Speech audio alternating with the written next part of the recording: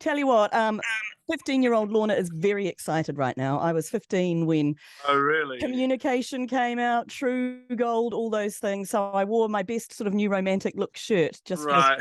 this very occasion. Well, it looks. I literally just jumped out the shower. It's the longest I've slept since we got here. I actually managed to sleep like from and not wake up. It's you forget how weird the time difference is. You really do.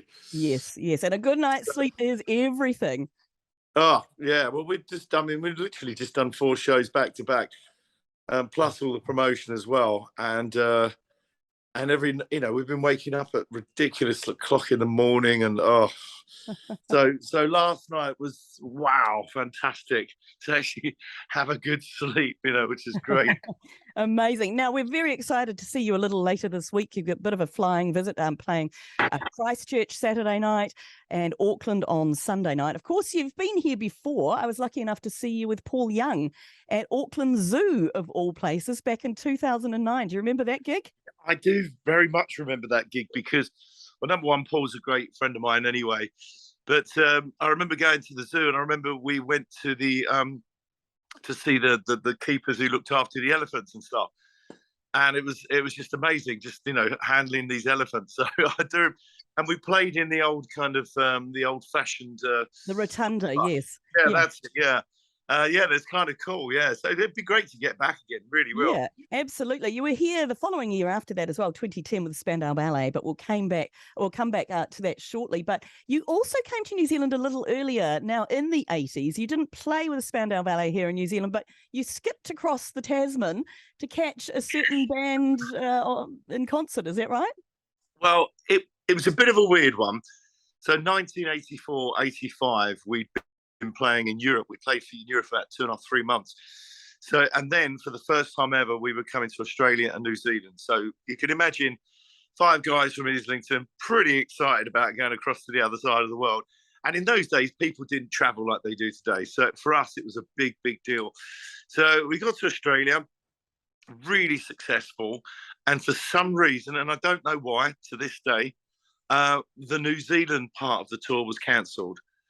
I was like, oh, I really want to go to New Zealand, We wanted to see you.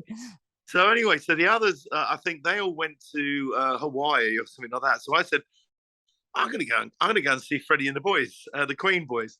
So I jumped on a plane to Auckland, immediately went down to sound check, and there they all were, all the lads. And myself and Freddie, we were staying in the same hotel with all the lads. And we went back and started drinking quite heavily. And then we were up in his room, and then we were sort of having a great old chat and stuff and catching up. And he said, "Oh, darling, do you want to come on stage tonight?" So I said, "Yeah, all right then, Fred."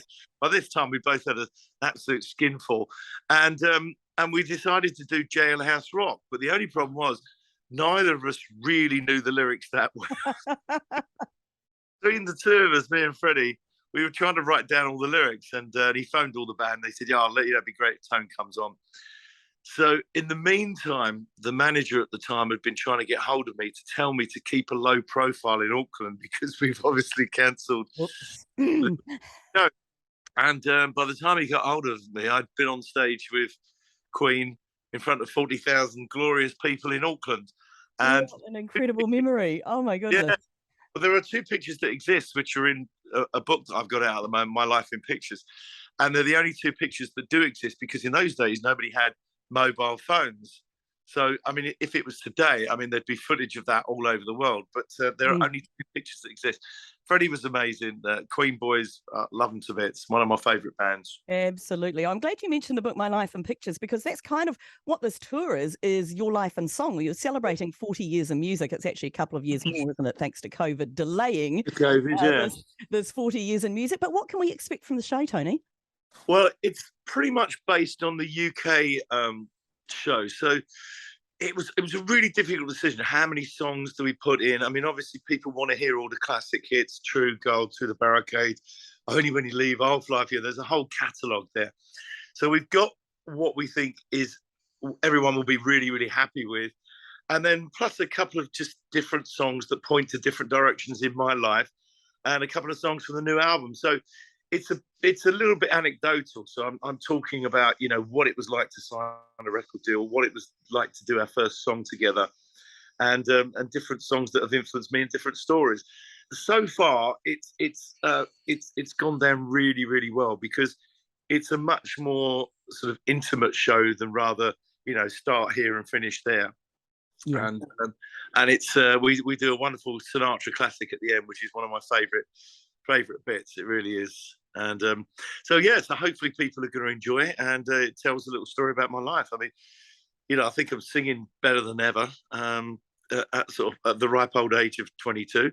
You know, on that, your voice is sounding as good or better than ever. Liquid gold, it's been described as. Do you do anything special with your voice to keep it in such great shape, or are you just bloody lucky? Well, bloody lucky, yeah. I mean, well, during lockdown, I did loads of songs to video. I did a song a week, one of my favourite songs, etc. We did like Hall and Oates song, different things, and then also did lots of shout outs and songs for NHS and schools, and just to keep people kind of, you know, here we are, look, we'll be out of this soon.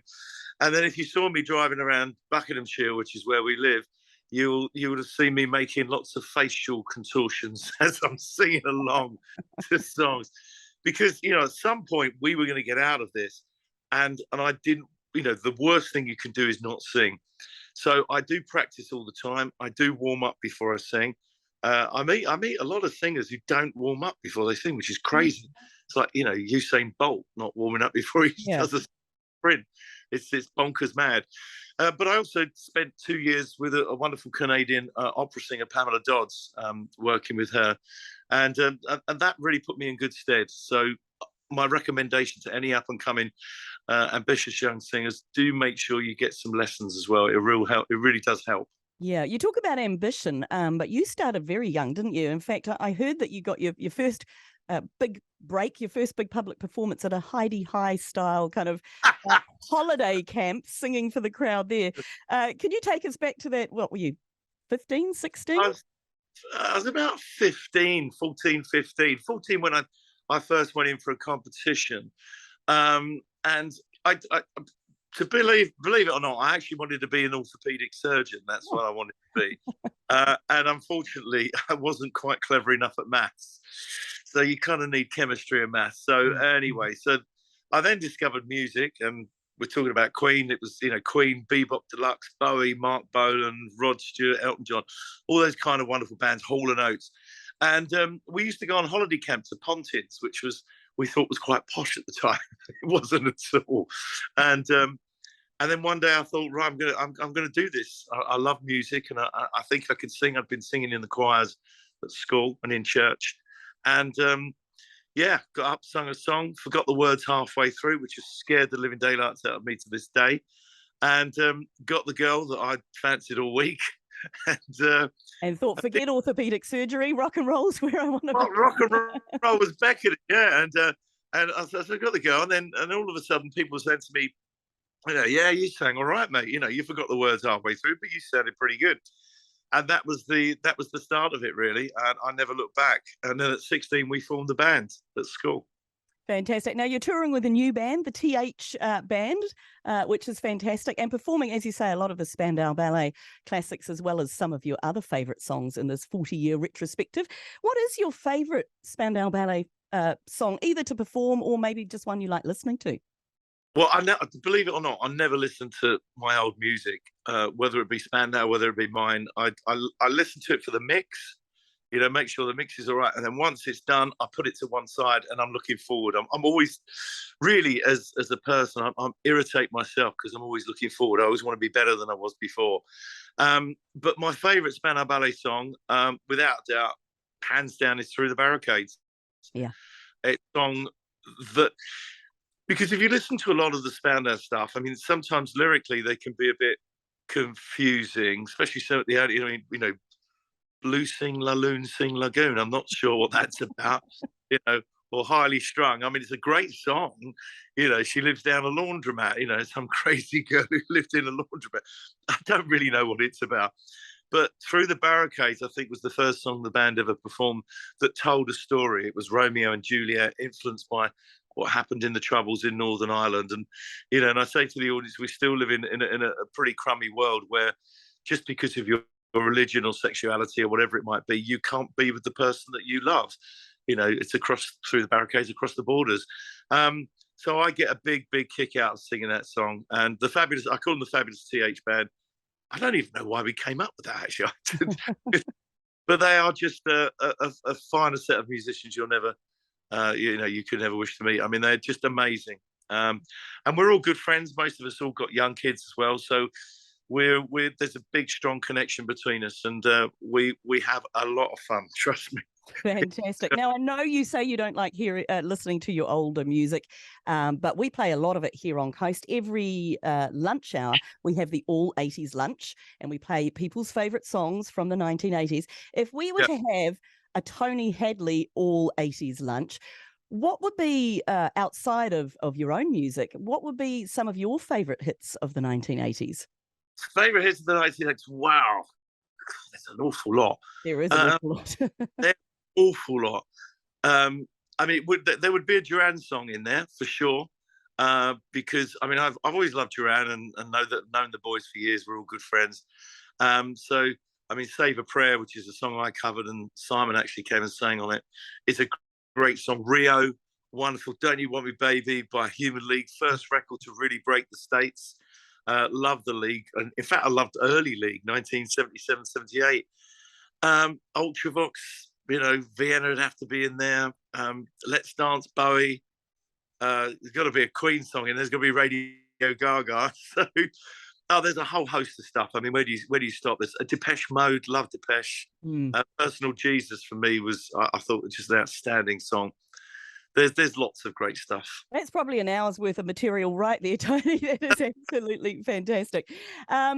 Just one last question. I know there's been a lot written and said about the rift with other members of the band, and we kind of understand why as much as you understand why. Are you still mates with any of the band? The only one that I'm in contact with is Steve Norman.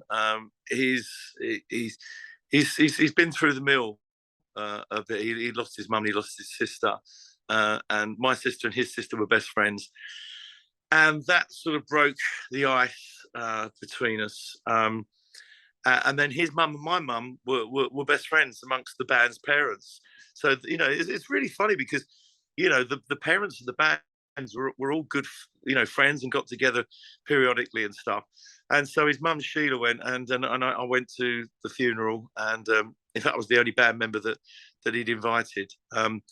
There is a massive rift between us. There really is. I haven't seen the others in, I don't know, 7 years. Yeah, 7 years since we were last together. I've never said publicly why. They've tried to sugarcoat why, but I think you reach a certain point in your life where you just want to be happy.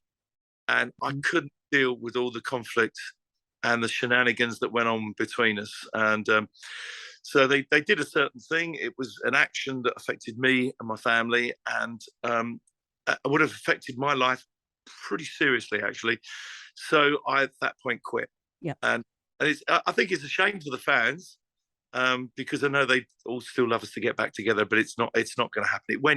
They took it one step too far. And unfortunately, that's the end of it. So you're stuck with me. Well, we are happy to be stuck with you, to quote the song.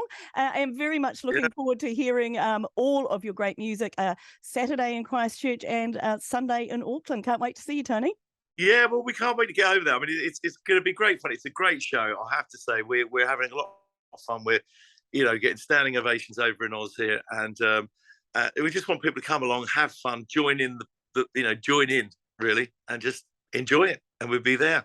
Magic. Thanks so much for your time today, and see you this weekend. Yeah, and come along, say hello, have a glass of wino, or vino collapso as we call it, and we'll have some fun. Thank you very much, Tony. Take care. Yeah, thanks a lot. See you. Thanks very much. Bye-bye.